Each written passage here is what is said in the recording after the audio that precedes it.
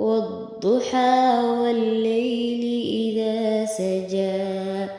ما ودعك ربك وما قلى وللآخرة خير لك من الأولى ولسوف يعطيك ربك فترضى ألم يجدك يتيما فآوى ووجدك ضالا فهدى ووجدك عائلا فأغنى فأما اليتيم فلا تقهر وأما السائل فلا تنهر